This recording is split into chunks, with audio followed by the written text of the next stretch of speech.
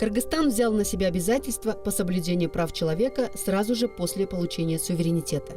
Так страна закрепила за собой демократический имидж и открыла дорогу в мир, где права и свободы человека являются высшей ценностью. 22 года назад республика обязалась выполнять международные нормы и рекомендации авторитетных правозащитных институтов. Кыргызстанцы, не нашедшие справедливость у себя на родине, получили возможность обращаться в международные органы по защите прав человека. За это время в Комитет ООН по правам человека поступило более 200 индивидуальных жалоб от кыргызстанцев. Среди них обращения от известных политиков, правозащитников, людей, пострадавших от произвола правоохранительных и судебных органов. За все эти годы вынесено уже Комитетом ООН по правам человека более 20 решений в отношении Кыргызстана, где признано нарушение прав тех или иных прав и свобод человека. И только по одному из этих решений, так называемых соображений Комитета ООН по правам человека, было вынесено судебное решение о возмещении компенсации за причиненный вред. В январе этого года Верховный суд республики исполнил решение Комитета ООН по правам человека о выплате компенсации родственникам Ташкенбая Мойдунова. История жителя Базаркургонского района Джалалабадской области началась в 2004 году, когда после задержания он скончался в местном РОВД. Правозащитник Нурбек Токтаконов принимал участие в этом показательном процессе Верховного суда. Он знает дело Ташкенбая Мойдунова во всех деталях. История Мойдунова трагическая. Ругался на улице с женой.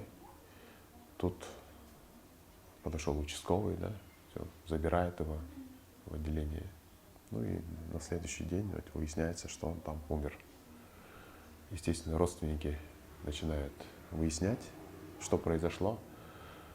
Ну и у него были обнаружены следы побоев. И родственники пытались привлечь через органы прокуратуры, пытались привлечь к уголовной ответственности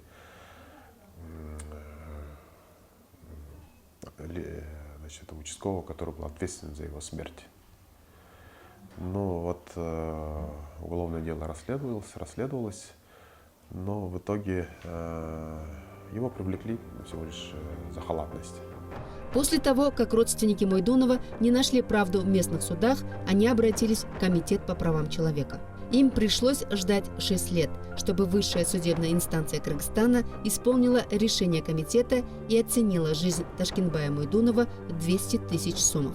Ответчиком от государства выступило Министерство финансов.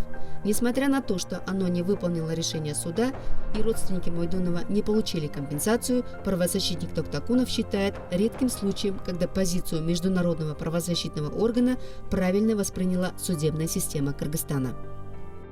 В интересах безопасности общество доверяет власти в определенных случаях лишать людей свободы. Да?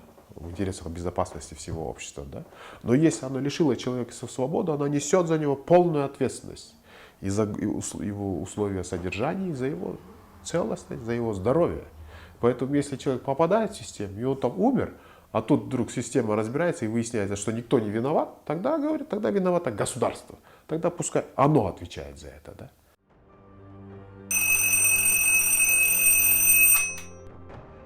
Алло, Национальный центр, слушаю вас. Если бы Национальный центр по предотвращению пыток появился в стране раньше, то здесь обязательно помогли бы семье Ташкенбая Мойдунова. О том, что страну захлестнула волна пыток и жестокого обращения с гражданами со стороны правоохранительных органов, правозащитники и международные эксперты заговорили еще в начале 2000-х годов. Но Кыргызстан проявил политическую волю только 3 года назад, и в республике заработал государственный орган по борьбе с пытками. Деятельность центра направлена на оказание правовой, медицинской и психологической помощи людям, пострадавшим от пыток и жестокого обращения. К нам иногда обращаются жертвы пыток, в отношении которых пытки были совершены несколько лет назад. 5 и более лет назад. То есть доказать это практически действительно очень сложно и невозможно, поскольку не было достаточного эффективного, вернее, документирования этих случаев.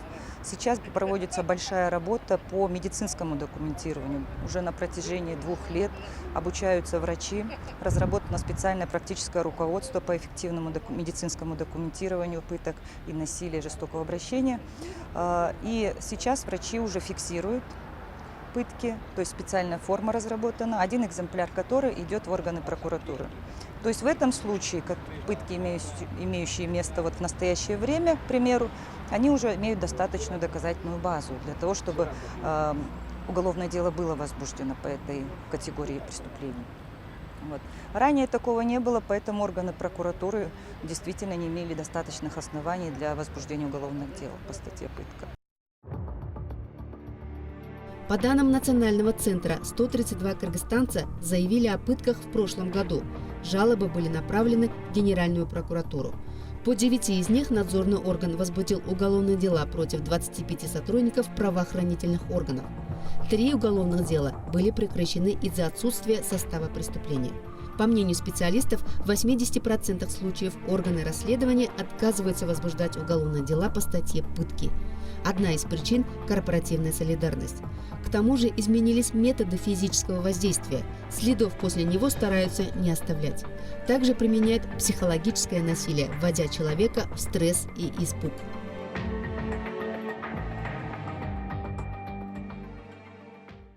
Если взять общую статистику, то с начала введения в действие статьи «Пытка», это с 2003 года у нас, за 14 почти лет, у нас имеется только один обвинительный приговор, один приговор, в принципе, вступивший в законную силу.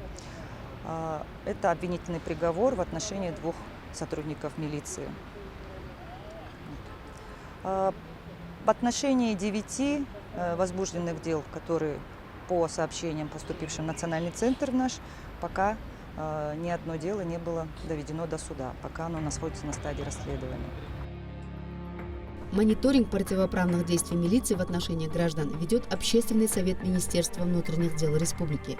По словам его председателя Толкунбека Исакова, чтобы снизить уровень жестокости в милицейских рядах, необходимо привлекать профессиональные кадры. Именно они должны доказывать вину нарушителей цивилизованным и гуманным способом, а не выбивать признание под пытками. По этому вопросу позиция министра тоже однозначная, потому что когда мы встречались 21 февраля, вернее 24 февраля 2017 года, он нам дал четко понять, что он поддерживает, во-первых, нашу деятельность, во-вторых, он категорически против пыток, потому что он в пример приводил даже какие-то отрезки из своей жизни, когда он говорил, что было время, когда он был безработным, и к нему подходили его же, получается, бенефициарии, то есть те лица, которых он привлекал к ответственности, которые нарушили закон, и которые ему жали руку за то, что он грамотно обосновал их вину. То есть он говорил, что всех своих сотрудников, в том числе сотрудников МВД, он будет учить этому, чтобы не путем пыток доказывать какие-то факты, а именно фактами и своим профессионализмом доказывать. Казыбека Усикеева задержали сотрудники ГКНБ в 2010 году. Он приехал к родственникам и жил в одной из новостроек Бишкека. В дом его брата пришли люди из органов и после обыска и проверки документов доставили в ГКНБ около 10 человек. Бірден кіргізіп алып комнатаға сағат 8-ден түнгі сағат 4-ке чейін наручник салып алып, гиз тепесіне мындай ұрышты, салафан кигізіп, электрошокер менен дагы тоже урдуруп, ток менен урдуду, здоровый кишилер келип, беттери жабык да эчеси келип, удар менен уруп, дененин баары эме болду, кызарып. Ток менен бир 10 жыл урду, анан жаткызып алып, мындай колду байлап коюп, салафан кигизип алып дагы 5 мүнөт, дагы 10 мүнөт кармаса киши өлүп калдырган деди, ушундай. Казыбека выпустили через 3 дня. Причину задержания не объяснили и обвинения не предъявили. Спустя неделю он обратился к адвокатам. Они зафиксировали на фото следы от пыток и стали готовить жалобы в прокуратуру и иски в суды. Как рассказал Казыбек, несколько раз адвокаты выигрывали процессы в Верховном суде, но уголовное дело все-таки закрыли. Исчерпав все возможности добиться справедливости у себя на родине, Казыбек обратился в международные инстанции. Ошол жылда кайрылганбыз ошо правам человека. Эми азыркыга чейин жок болуп атат результаттан. Эми бизге ошо тигилерден ошо эми күнөөсү жок немелерди кишилерди урушту да аларчы. Алар ошо өздөрүнүн күнөөсүн алышса анан бизге моральный помощь болсо деле жакшы болмок да. Азыркыга чейин аркаларында ооруйт меникичи. Адвокат Казыбека Рысбек Адамалиев считает, что права пострадавших от пыток нужно отстаивать в обязательном порядке и при этом использовать механизмы защиты, которыми Кыргызстан, как член ООН, владеет в рамках фундаментальных договоров о правах человека. Юрист соглашается, что не всегда международные процедуры реабилитации пострадавших проходят быстро и без проволочек, но другой альтернативы у страны нет.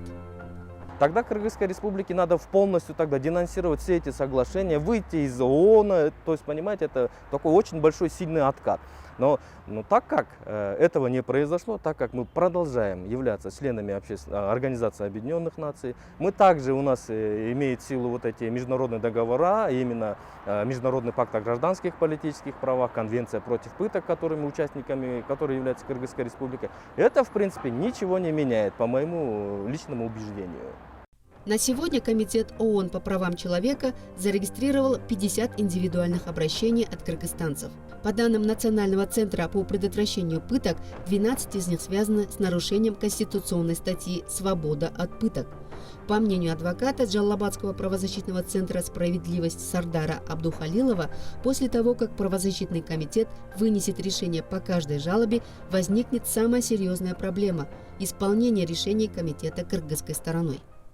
Правительство создало совещательный орган, Координационный совет по правам человека, который призван вообще создавать такой механизм имплементации решения.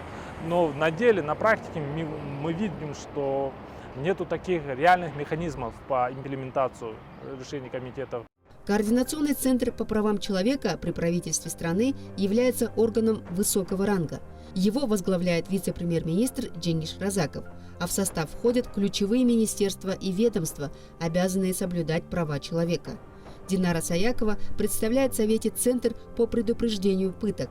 Она считает, что перед данным органом стоит важная задача – объединить государственные органы и сообща исполнять решения Комитета ООН. В настоящее время Координационный совет по правам человека при правительстве Кыргызской Республики разработал проект положения о порядке взаимодействия государственных органов по рассмотрению сообщений, индивидуальных жалоб и исполнению решений органов Организации Объединенных Наций. Это достаточно будет эффективный документ. Сейчас он находится на стадии согласования со всеми государственными органами, задействованными в этом процессе. И в случае, если он будет введен в действие, то, я думаю, многие решения комитета, которые сейчас не реализованы, не исполнены, они будут исполняться. Этот документ предусматривает создание специальной рабочей группы, в которую будут направляться все решения договорных органов ООН, в частности, Комитет ООН по правам человека. И данный орган, рабочая комиссия, рабочий орган, он будет не только рассматривать, там предусмотрены определенные сроки и процедуры. То есть в течение, например, 2 месяцев этот орган должен будет дать уже конкретный ответ. Действительно, либо там есть 2 стадии. Стадия рассмотрения по приемлемости жалобы, есть определенные критерии. И 2-я стадия – это рассмотрение дела по существу, и государство должно дать ответ, была ли действительно нарушена та или иная статья Международного пакта о гражданских и политических правах. По мнению правозащитников, в стране необходимо создавать надежные внутренние механизмы, законодательные нормы, разрешающие пересматривать судебные решения на основе вердикта международных институтов. Но, как отмечают эксперты, сегодня Кыргызстан, наоборот, пытается лишить своих граждан компенсации за моральный и физический вред. Даже в том случае, если нарушение прав будет доказано на международном уровне и принято кыргызской стороной. К сожалению, в новой редакции Конституции Кыргызской Республики, принятой в 2016 году, были внесены изменения в часть 2 статьи 41 Конституции, которая предусматривала, что каждый человек имеет право обратиться в международные органы по правам человека за защитой нарушенных прав и свобод, своих прав и свобод. И вторая часть этой статьи предусматривала, что в случае, что каждый человек имеет право на возмещение вреда в случае установления этим международным органом нарушения прав и свобод. Вторая часть этой статьи была, как сказать, убрана, или как это правильно сказать, была исключена из новой редакции Конституции. Конечно, из новой Конституции это для нас, как сказать правильно, не то что, как это сказать, что это не то что откат назад, но это очень большой минус, да, для жертв нарушений прав человека, в том числе для жертв пыток, жестокого обращения. Поскольку теперь решения международных органов по правам человека, даже в случае установления нарушения определенных прав и свобод, не будут являться основанием для выплаты компенсации, да, предоставления эффективных средств правовой защиты. Конституция страны гарантирует своим гражданам право на жизнь, право на свободу от пыток и жестокого обращения. Правозащитники призывают соблюдать эти права на практике, задерживать, но не пытать, содержать в закрытом учреждении, но не убивать. Верховенство прав человека должно стать нормой жизни, профессиональной деятельности и государственной ответственности.